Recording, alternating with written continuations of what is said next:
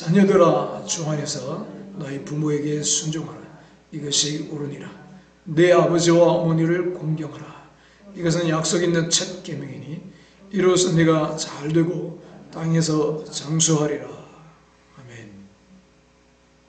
한번 따라하겠습니다. 제목 부모님께 드릴 아침 식사들 안 하셨나요?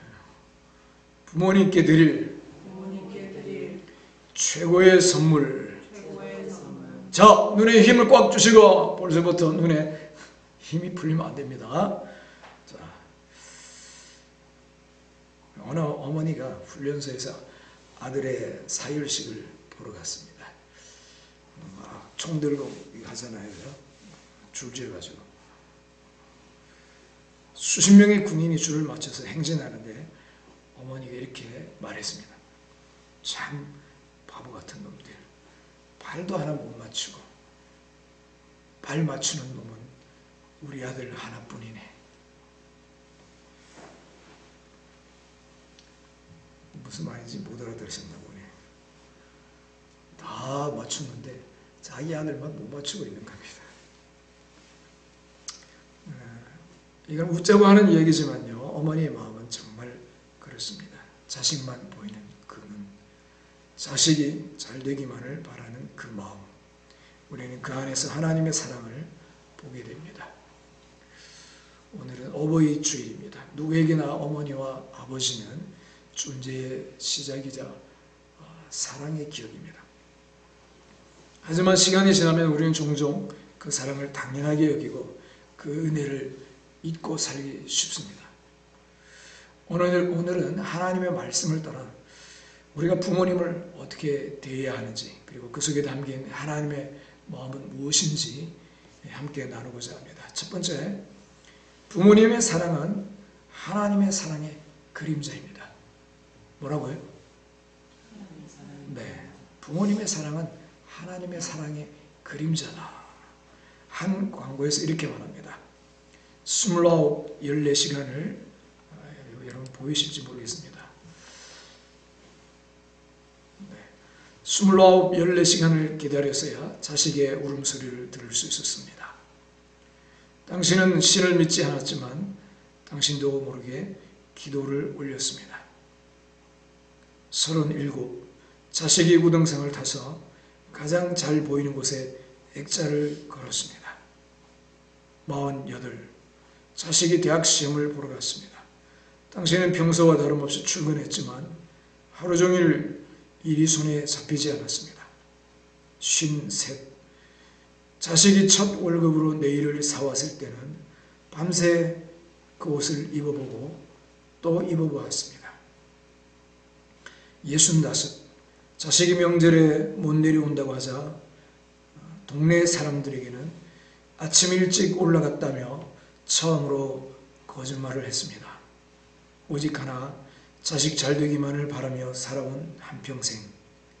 하지만 이제는 희끗희끗한 머리로 남으신 당신, 우리는 당신을 아버지라 부릅니다. 이 광고를 보고 많은 사람이 울었다고 합니다. 그만큼 우리 아버지 어머니는 조건 없이 오직 자식이 잘 되기만을 바라며 살아온 분들입니다.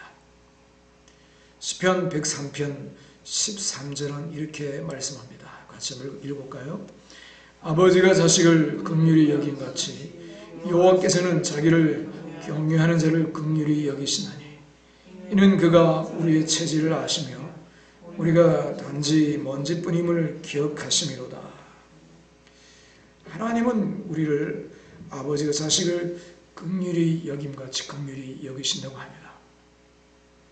엄마의 사랑을 뒤늦게 깨달은 딸의 고백이 있습니다.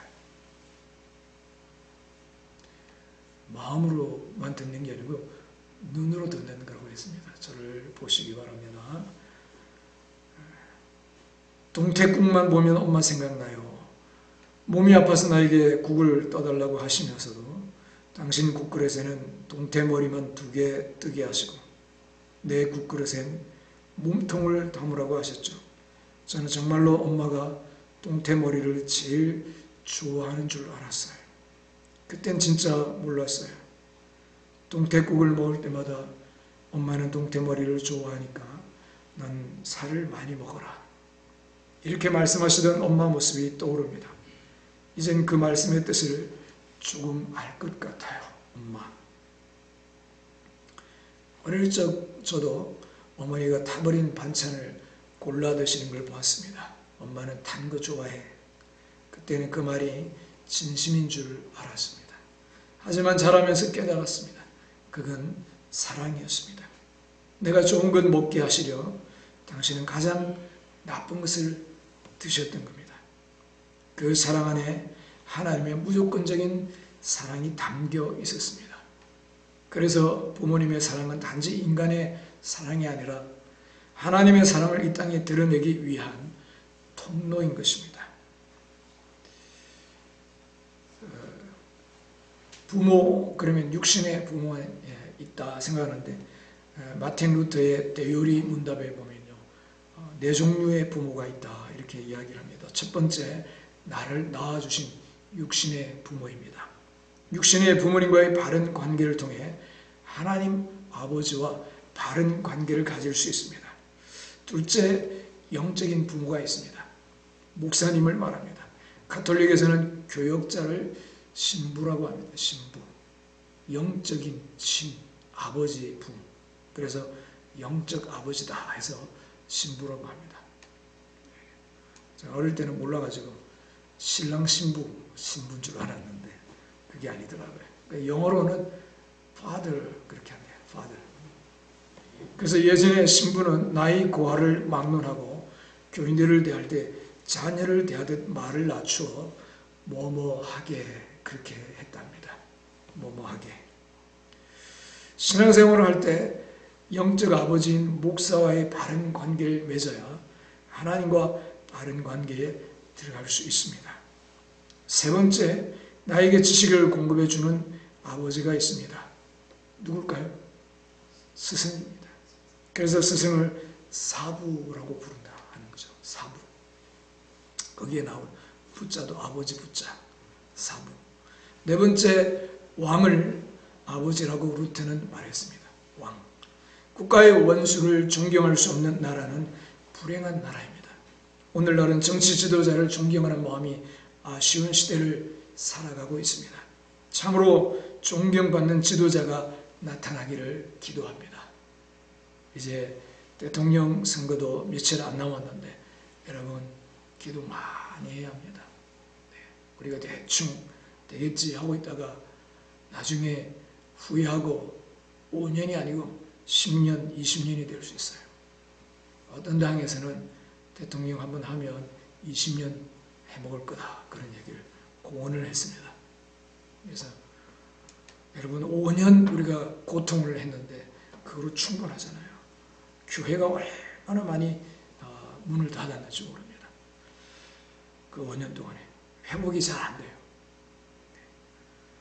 여러분 교회가 살아야 우리 신앙생활이 살 수 있는 겁니다. 나라가 있어야 신앙생활도 할 수 있는 거고요.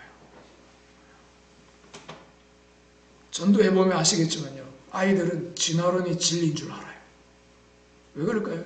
그렇게 배웠거든요. 교육이 무서운 겁니다. 그런 체제 가운데 그렇게 교육을 받았기 때문에 그런 겁니다. 무슨 체제죠? 전교조가 정확한 체제가 되어버린 겁니다. 이거 바꿔야 됩니다. 바로 잡아야 됩니다. 그래서 정말 하나님이 기뻐하시는 하나님을 경외하는 사람이 대통령이 되게 해달라고 기도해야 됩니다. 정말 간절히 기도해 주시기 바랍니다. 두 번째로 부모 공경은 하나님의 명령이며 축복이 약속된 계명입니다.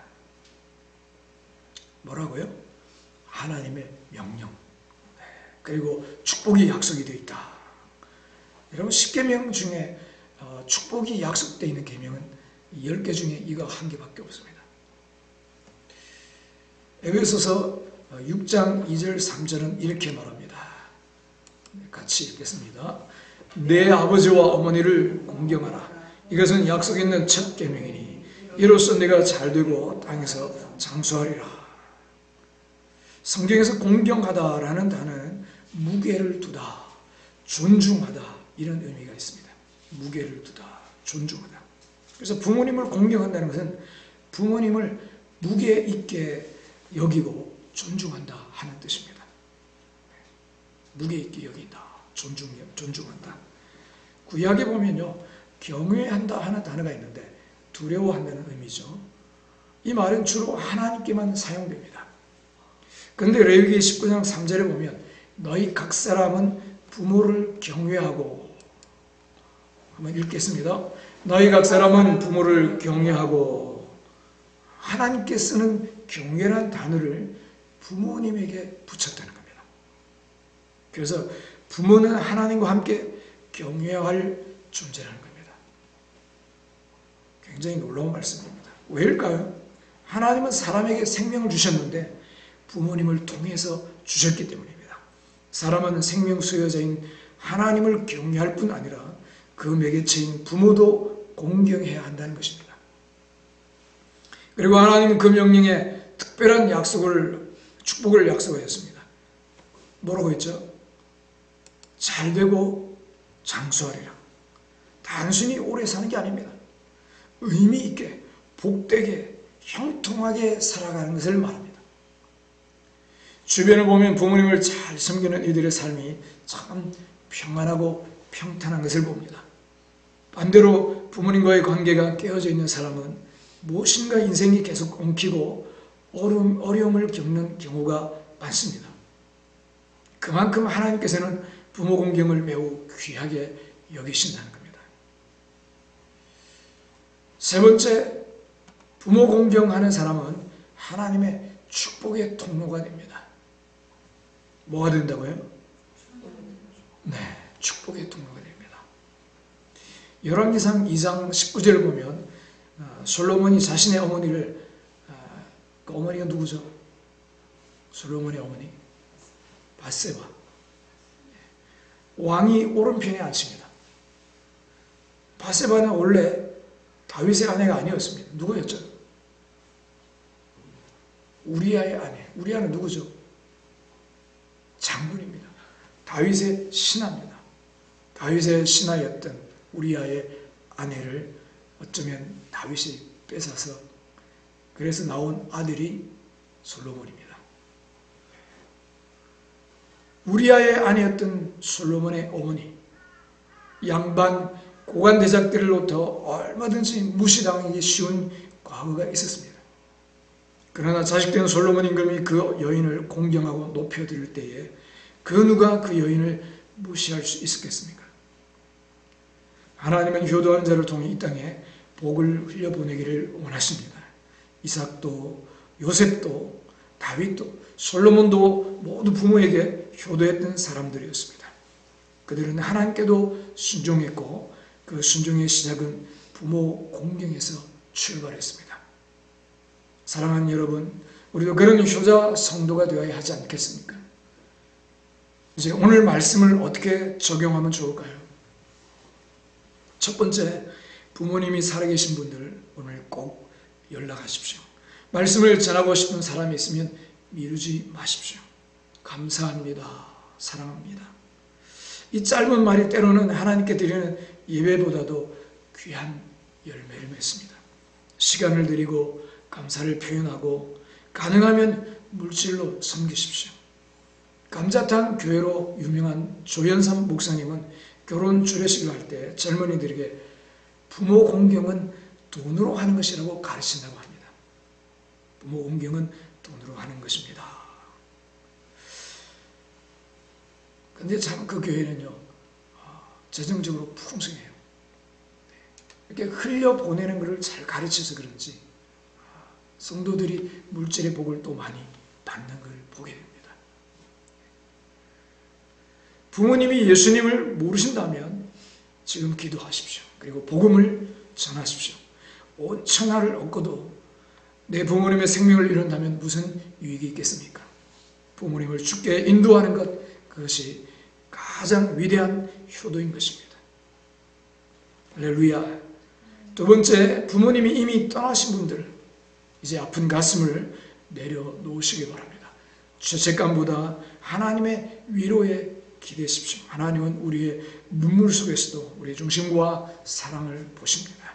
남은 인생 속에서 누군가의 부모가 되어주십시오. 그것은 그 영혼의 새 생명을 낳는 일, 곧 복음의 부모가 되는 길입니다. 다음 세대에게, 공동체 안에서 이웃 어르신에게 예수님의 사랑을 전하십시오. 하나님은 오늘도 여러분을 통해 구원의 복을 흘려보내기를 원하십니다. 부모님에게 드리지 못한 사랑을 이웃과 공동체에 전하며 축복의 통로로 살아가시기 바랍니다. 효도는 하나님이 우리에게 주신 복된 사명입니다. 그리고 예수님 안에서 우리는 새롭게 효도할 수 있는 능력을 공급받습니다.